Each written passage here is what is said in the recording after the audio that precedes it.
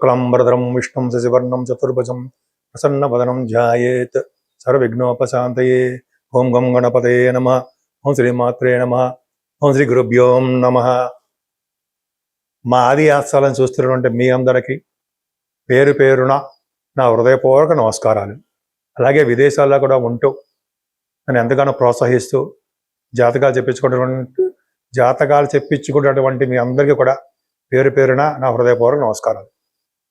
ఇప్పుడు మనం 1 జూన్ 2026 నుండి 30th జూన్ నెల్లాళ్ళు 2026 వరకు కూడా 12 రాశుల వారికి ఎలా ఉండబోతుందో ఇప్పుడు మనం తెలుసుకుందాం.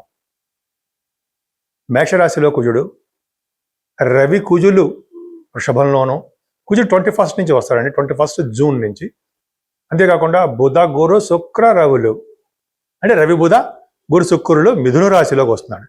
అంటే 15th జూన్ నుంచి కూడా రవి మారిపోతున్నాడు.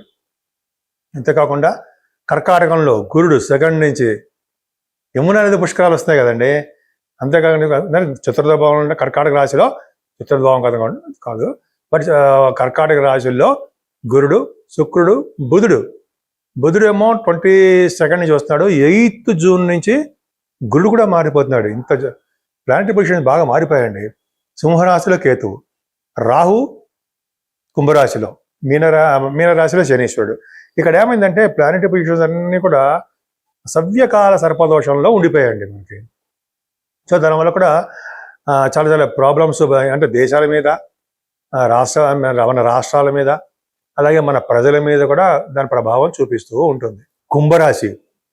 కుంభరాశికి మీలో చాలామంది అస్ట్రాలజర్స్ ఉన్నారు, శాస్త్రజ్ఞులు ఉన్నారు, మ్యాథమెటిషియన్స్ ఉన్నారు, సినిమా యాక్టర్స్ కూడా ఉన్నారు, సినిమా వాళ్ళు కూడా ఉన్నారు. అద్భుతంగా ఉన్నారంటే వాళ్ళకందరికీ మంచి జరుగుతుంది. అందరు కుంభరాశి వాళ్ళందరికీ మంచి జరగబోతోంది. గురు ప్రభావం వలన ద్వితీయ లాభాధిపతి అనే గురుడు 6వ భావంలో ఉన్నాడు కదా. అమ్మ బాబాయ్, 6వ భావంలో మనకి మంచి చేయడా అనుకుంటాం. రేపు భయపడే అవసరం లేదు. మీకు పాపి అయినప్పటికీ కూడా సరే 6వ భావంలో చెప్పుకుందాం, బ్రహ్మాండంగా మంచి చేయబోతున్నాడు. ముఖ్యంగా 2nd భావంలో కుటుంబంలో కలతలు, కుటుంబ పరంగా ఇబ్బంది పడ్డాలు, ధన సౌఖ్యం లేకపోవడాలు ఇంతకుముందు చెప్తూ ఉండేవాడిని. ఇప్పుడు అవేం ఉండవు, అన్ని శుభాలే జరుగుతాయి. ఫారిన్ కంట్రీస్ కూడా వెళ్తారు. 12 2వ భావంలో అంటే ఫారిన్. గురుడు కూడా చూస్తాడు కాబట్టి ఆటంకాలు లేకుండా డబ్బు సౌఖ్యం కలిగి మీరు విదేశాలు వెళ్ళి తీరతారు. ఇంతకుముందు భార్య భర్తల మాట పరుషం వల్ల కొట్టుకుంటారు, తిట్టుకుంటారు, మీ మాట వల్ల భార్య భర్తలు ఇబ్బంది పడతారని ఇప్పుడు అవే ఉండవు. చక్కగా బాగుంటారు, భార్య భర్తలు బాగుంటారు, అనుకూల దాంపత్య జీవితం ఉంటుంది, కుటుంబంలో వృద్ధి, ధన సంపాదన మెరుగవుతూనే ఉంటుంది. కంఠధ్వని పెరగడం, ముఖవర్చస్సు పెరగడం, తరచూ ప్రయాణాలు చేస్తూ ఉంటాం. మీ తమ్ముళ్ళ యొక్క ఆరోగ్య పరిస్థితులు, ఆర్థిక పరిస్థితులు మీరు కనుక్కుంటూ ఉండడము జరగబోతుంది. 4th భావంలో రవి కుజులు, అమ్మ బాబాయ్ అనుకుంటా ఏం లేదు. 4th భావంలో రవి కుజులు అంటే ఫారిన్ కంట్రీస్ ఇస్తాడు రవి. 7వ అధిపతి 4th భావంలో ఉన్నాడంటే ఫారినే, అదే డౌటే లేదు, ఫారిన్ వెళ్తారు. అదే కుజుడు కూడా ఉన్నాడు అంటే కుజుడు 4th భావంలో అంటే భూములు, వెహికల్స్, వాహనాలు, అలాగే గృహ సౌఖ్యాలు అంటే అపార్ట్మెంట్స్ కొనుక్కుంటారు. ఇలాగా మీకు ఏది అవసరమో అవి మీకు అందించడంలో రవి కుజులు త్వరపడతారు. అలాగే అమ్మగారికి బాగుంటుంది. అందుకే రవి కుజుల కాంబినేషన్ వల్ల రైతులకి బాగుంటుంది.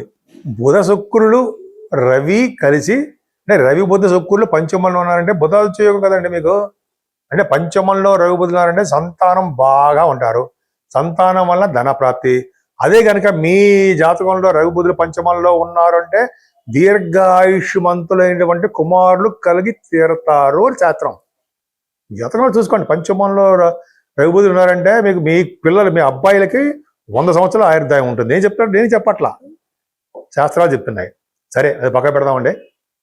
రవి బుధుల కాంబినేషన్ వల్ల ముఖ్యంగా చదువు బాగా రావడము, ఫైనాన్స్ రంగంలో ఉండడము, అలాగే వేదశాస్త్ర విద్య రావడము, మీ తల్లి గారికి బాగుండడము, సినిమా రంగంలో కూడా ఉండడము, సాహిత్య రంగం, కళారంగం, నృత్య కళాకారులకి, మ్యూజిక్ డైరెక్టర్స్కి అందరికీ బాగుంటుంది. ముఖ్యంగా రవి పంచమంలో ఉన్నాడు కాబట్టి రాజకీయ రంగంలో పదవులు రావడానికి అవకాశం ఉంది. 6వ భావంలో గురుడు ఎగ్జాల్టేషన్ ఉన్నాడు. యమునా నది పుష్కర స్నానం మీకు కలగబోతోంది. అదృష్టం.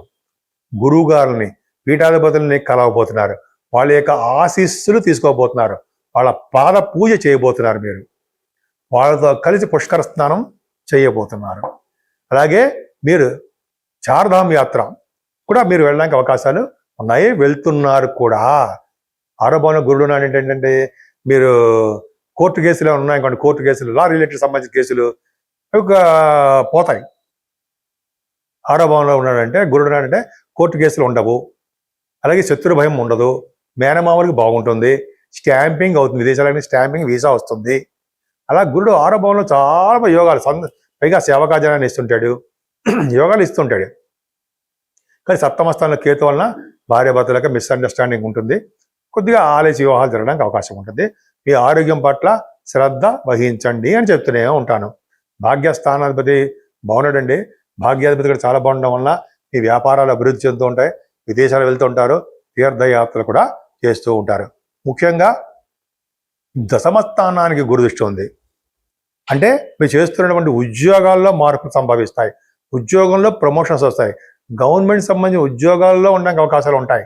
సివిల్ సర్వీసెస్ గ్రూప్స్ రాస్తుంటారు చాలామంది. ఎంతో కాలంగా పెండింగ్లో ఉన్నటువంటి గ్రూప్స్లో మీరు అంటే ఉద్యోగాల్లో మీరు ప్రమోషన్స్ వస్తాయి, ఉద్యోగాలు వస్తాయి. ఆడవాళ్ళు కూడా చెప్తున్నారండి, ఇదే ముక్క సక్సెస్ అవుతారు. సో 12వ భావాన్ని గురుడు కూడా చూడడం వలన ఎక్కువగా దైవ దర్శనాలు చేస్తూ ఉంటారు, సన్మానాలు జరుగుతూ ఉంటాయి, ముఖ్యంగా విదేశ పర్యటనలు జరుగుతుంటాయి. విదేశ పర్యటనతో పాటు మీకు ఎక్కువగా దైవ దర్శనాలు, డబ్బులు ఖర్చు అవడాలు ఇవన్నీ జరగబోతున్నాయి. నేను మీ డాక్టర్ వాడ్రే ఆదినారాయణరావు ఇందా చెప్పినట్టుగానే మీరు మీ జాతకాలు చూపించుకోవాలనుకుంటే ఇప్పుడు చెప్తున్నట్టుగానే మీకు డేట్ ఆఫ్ బర్త్ ఉండాలండి, టైమ్ ఆఫ్ బర్త్ ఉండాలి, ప్లేస్ ఆఫ్ బర్త్ ఉండాలి. ఈ 3 ఉండడం వలన మీకు జాతకాలు చూడడం జరుగుతుంది. అంతేకాకుండా మీకు చాలా సమస్యలు ఉన్నా అవన్నీ కూడా నేను చెప్పగలను. ఎందుకంటే వివాహము, గుణసౌఖ్యము ఇవన్నీ చాలా ఉంటాయి కదా, ఆ ప్రాబ్లమ్స్ లేకుండా మనం జాతకాల్లో కూడా చెప్పచ్చు. అంతేకాకుండా గృహం అంటే వాస్తు రీత్యా కూడా ఏమైనా ప్రాబ్లమ్స్ ఉన్నా కూడా తప్పకుండా కూడా మనం చెప్పగలమండి. సో మీకు ఏమాత్రము చెప్పించుకోవాలనుకున్నా, అయితే మీరు మీ స్నేహితులకు కానీ మీ చుట్టాలకు కానీ మీ జాతకాలు చూపించుకోవాలనుకున్నా మా ఆది ఆస్ట్రాలజీకి ఫోన్ చేయండి. మీరు వాట్సాప్లో మెసేజ్లు పెడితే నేనే స్వయంగా మీకు ఫోన్ చేస్తాను. ఎవ్వరు కూడా నా పేరు చెప్పి ఎవరు కూడా ఈ చేయడం అనేది ఎక్కడ లేదు.